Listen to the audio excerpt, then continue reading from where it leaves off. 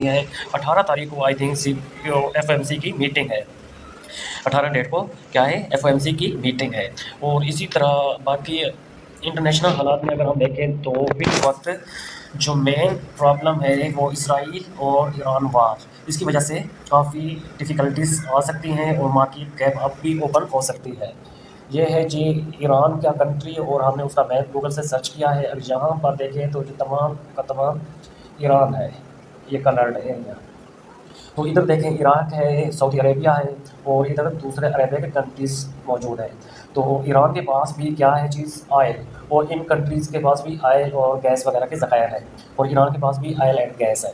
तो ईरान अपनी ऑयल और गैस इन कंट्री को तो सेल नहीं कर सकता और ना ही इधर से ट्रांसपोर्ट कर सकता है। तो सिर्फ़ और सिर्फ जो इनका क्या है जी ट्रांसपोर्ट का एरिया बनता है, एक मिनट में ये सब अरेंज करता हूँ। तो अरेंज करने के बाद जी वो मेन पॉइंट है वो जी वाला एरिया बनता है, ये इस तरफ। तो यहाँ पर जब वार शुरू हुई है तो यहाँ की ट्रेड भी बंद हो चुकी है, चाहे ऑयल था चाहे गैस थी, जिसकी वजह से बहुत बड़ी डेफिशिएंसी आ चुकी है। और इस डेफिशिएंसी की वजह से ये वाला एरिया जब वार की वजह से ब्लॉक हुआ, तो इस वजह से जो ऑयल इंडस्ट्री है उसमें एक गैप आएगा। गैप आने की वजह से क्रूड ऑयल ऊपर जाएगा, और इसी वार की वजह से जितने भी इन्वेस्टर हैं उनके अंदर डर खौफ और फेयर आएगा, जिसकी वजह से एक चीज़ ऊपर भागेगी, उसका नाम है जी गोल्ड। गोल्ड अप जाएगा। तो मे भी ये भी हो सकता है कि मंडे जब गोल्ड ओपन हो तो एक बड़े गैप के साथ ओपन हो और अपना हायर हाई एक नया लगाते, चाहे मंडे वाले दिन लगाए चाहे जो रिमेनिंग डेज ऑफ वीक है। और साथ ही एफएमसी का डाटा है, और ये दोनों चीज़ें गोल्ड को ऊपर जाने में बहुत ज़्यादा हेल्पफुल हो सकते हैं। तो अगर इसी कंट्री को देखें ईरान को, तो ये वाला एरिया है जी, यहाँ पर तुर्कमेनिस्तान, अफगानिस्तान और इसके ऊपर रशिया के कंट्रीज़, रशिया आ जाता है। तो रशिया के पास ऑयल भी है और गैस वगैरह के ज़खायर भी हैं, जो यूरोप को 40% यूरोप को शेयर करता है। तो यहाँ भी ईरान की यानी कि दरामदार या एक्सपोर्ट चीज़ें नहीं करता। तो तमाम चीज़ें इसी एरिया से, चाहे ईरान को यूज़ करते हुए, चाहे ये जो वाटर को यूज़ करते हैं समंदर को, तो ये चीज़ें आगे जाती हैं। तो ये वाला एरिया जब ब्लॉक हुआ और उधर से वार की वजह से ये भी एयर सिस्टम और समुद्री सिस्टम ये जब ब्लॉक हुए तो ऑटोमेटिक एक गैप ओपन होना है। अब हम जी चलते हैं अपने ट्रेडिंग व्यू पर, और ट्रेडिंग व्यू में चार्ट्स को डिटेल से देखते हैं और देखेंगे कि मंडे क्या पॉसिबिलिटीज़ हो सकती हैं। चार्ट थोड़ा सा रिफ्रेश हो जाए जी। ये है हमारा बीटीसी, हम इसको डेली टाइम फ्रेम में ले जाते हैं और हम गोल्ड का चार्ट ओपन करते हैं।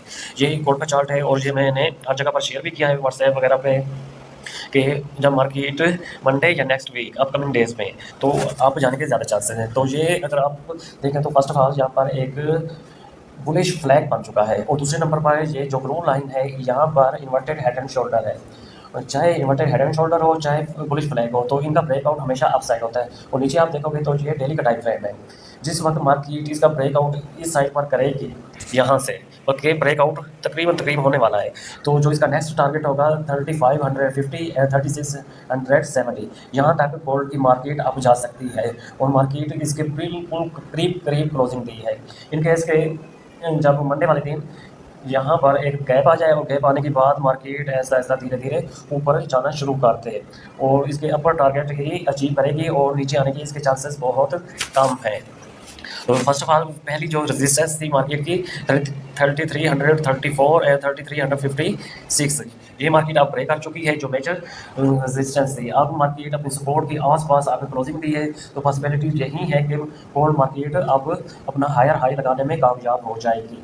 अगर हम इधर ट्रेंड लाइन भी लगाएं तो तकरीबन जी ये वाली ट्रेंड लाइन की तरह हम लगाएं तो मिनिमम ये वाली सिनेरियो या एरिया बनेगा रिवर्सल के लिए या दोबारा रिजेक्शन के लिए।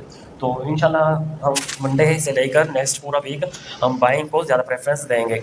अब हम यूएस ऑयल को देखते हैं। यूएस ऑयल ये आ गया। अगर हम यूएस ऑयल को भी देखें तो ये हमारी रेजिस्टेंस थी, ये हमने फ्राइडे वाले दिन बताया था कि मार्केट यहाँ से रिजेक्शन लेगी, लेकिन मार्केट ने पहले इसको ब्रेक किया और बड़े मोमेंटम से ब्रेक किया, और ब्रेक करने के बाद उसने क्लोजिंग नीचे दी है। अब ईरान वार की वजह से यही पॉसिबिलिटीज़ हैं कि क्रूड ऑयल ने यहाँ पर जो क्लोजिंग दी है थोड़ी बहुत रिट्रेसमेंट दे भी सकता है, लेकिन इधर से गैप अप भी ओपन हो सकता है, और इसने जाना ऊपर है। जो ऊपर के लेवल हैं वो 99 टू 103 यहाँ तक अब जा सकता है अब पूरा नेक्स्ट वीक या मंडे से।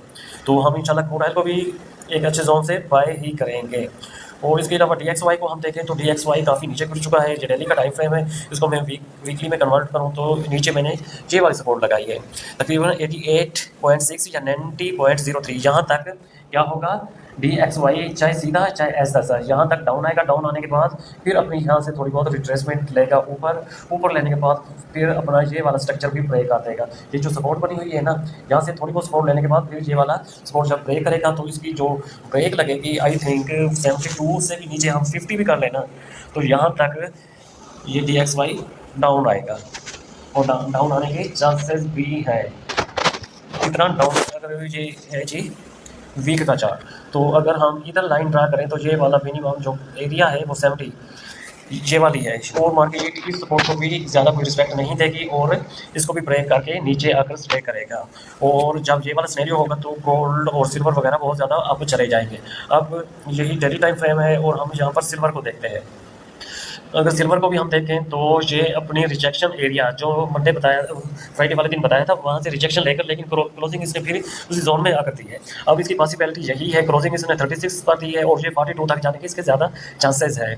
तो इंशाल्लाह मंडे से चाहे क्रूड ऑयल है चाहे ये है क्रूड ऑयल और उसके बाद गोल्ड और उसके बाद DXY, गोल्ड और क्रूड ऑयल तो अप जाएगा और DXY डाउन जाएगा।